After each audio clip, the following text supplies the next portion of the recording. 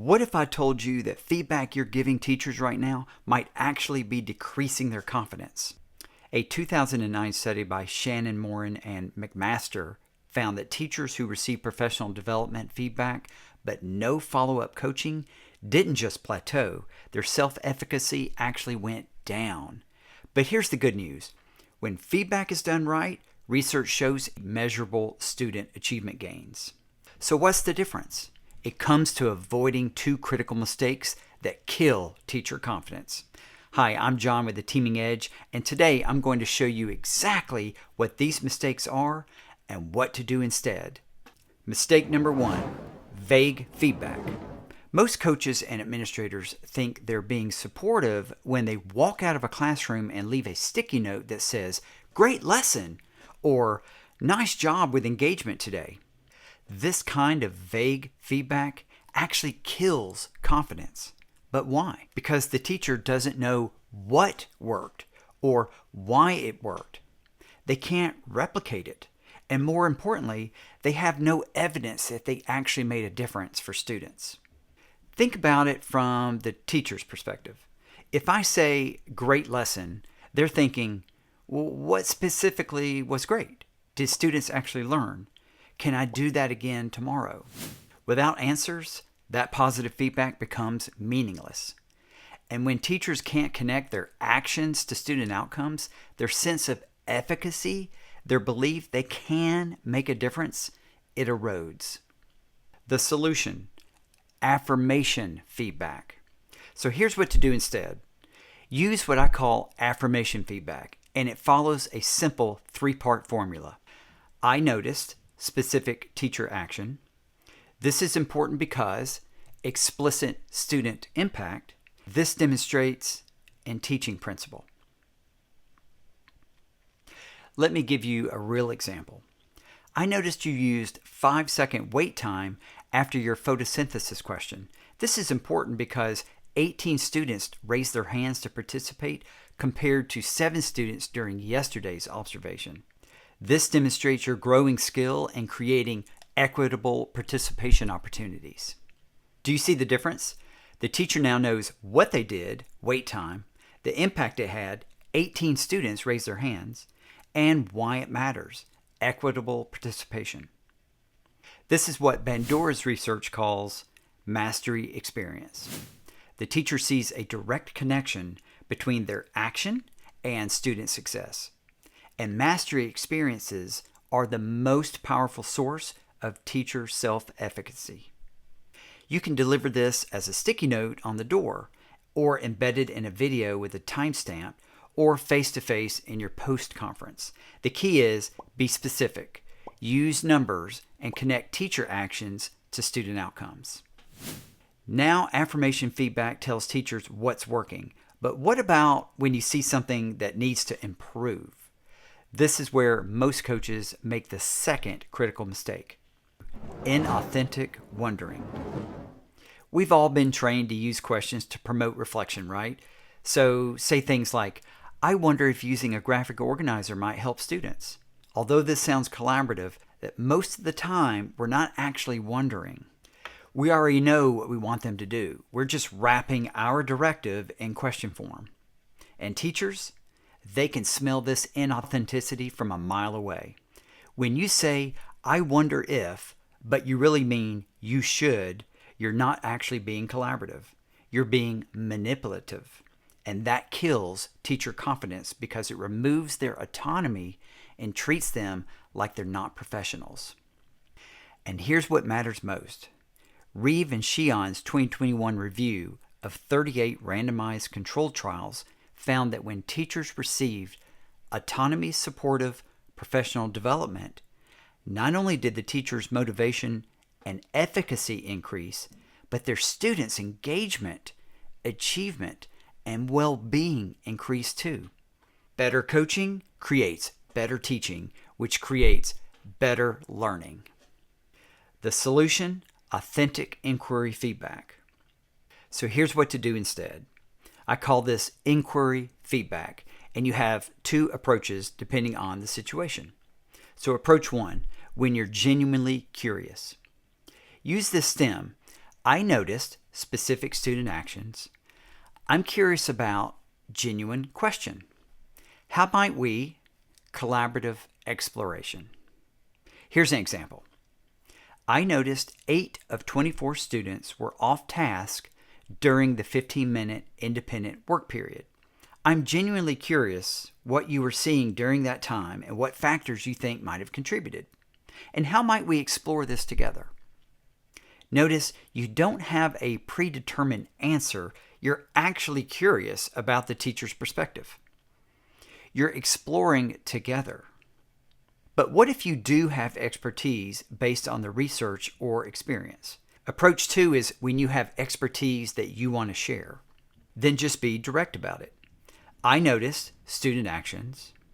Research suggests specific strategy with rationale. What are your thoughts on whether this might work in your context? So here's another example. I noticed students in 3 different small groups struggled to identify text evidence. Research on gradual release suggests that modeling with think-alouds before independent practice can actually increase success rates by 40%. Given your students' needs, what are your thoughts on trying a think-aloud during tomorrow's lesson? Do you see the difference there? You're sharing your expertise and still giving the teacher choice. You're acknowledging them as professionals who gets to make the final decision. Jim Knight's research over 20 years at the University of Kansas shows that teachers are 4 times more likely to implement strategies when coaches use this partnership approach instead of directive feedback. And here's the critical part about delivery. Do not leave inquiry feedback on a sticky note. This type of feedback requires dialogue. It needs clarification and collaborative problem solving. Deliver it face-to-face, or if you're using video-based coaching, you can embed it with a timestamp and follow up with a conversation within 48 hours or so. Why does video work but sticky notes don't? Because the video provides objective reality. Both you and the teacher can watch the same moment together and explore it as a third point. A sticky note lacks that shared evidence. Now, before we wrap up, I need to give you 2 critical keys that make all feedback effective, whether it's affirmation or inquiry. Key number 1, always schedule follow-up. Remember the study I mentioned at the beginning? Teachers who get feedback but no follow-up actually lost confidence. Why? Because they tried the new strategy, they struggled, which is totally normal, and no one was there to help them refine it. So they conclude, I can't do this, instead of, I need more support. Research shows that you really need more intensive support. So around 3 to 5 cycles per year should be enough to see measurable student achievement gains. And those cycles need to be spaced 1 to 3 weeks apart so teachers have time to actually practice between those observations. So here's what this looks like in a practical sense. When you give feedback, whether it's on a sticky note, in a video, or face-to-face, you immediately schedule your next observation. Right then, get it on the calendar. This isn't drive-by feedback. It's sustained partnership for growth. Key number 2, keep coaching separate from evaluation. Your feedback must be confidential and formative, not evaluative. Research from Jim Knight, Costa and Garpston, and Tschannen-Moran all say the same thing. Coaching tied with evaluation is a recipe for disaster. And here's why. If teachers think your feedback affects their evaluation rating, they won't take risks. They won't even try new things. They won't be vulnerable enough to actually grow. You need to frame this explicitly with teachers. This feedback is confidential and designed to help you take risks and grow. It won't affect your evaluation in any way. Everything we discuss stays between us and designed to help you grow, not judge you.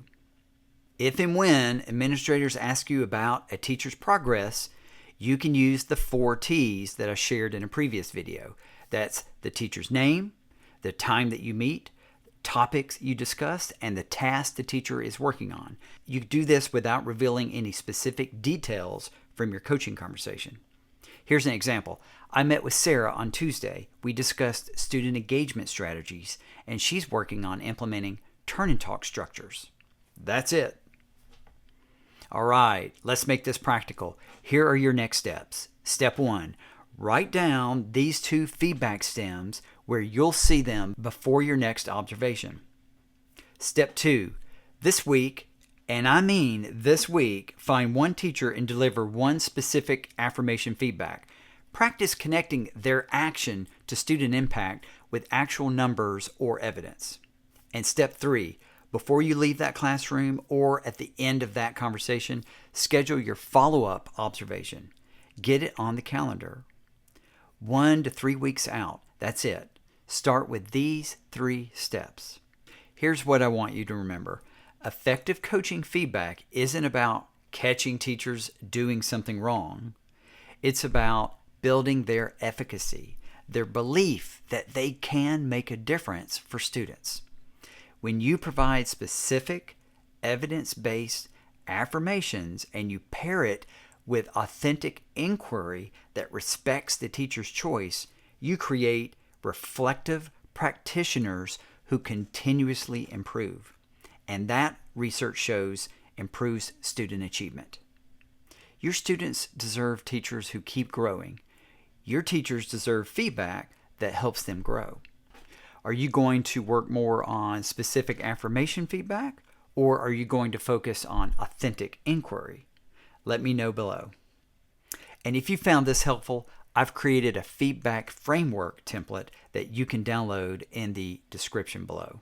It includes both sentence stems, examples, and a planning guide for your coaching cycles. Hey, thanks for watching. I'll see you next time.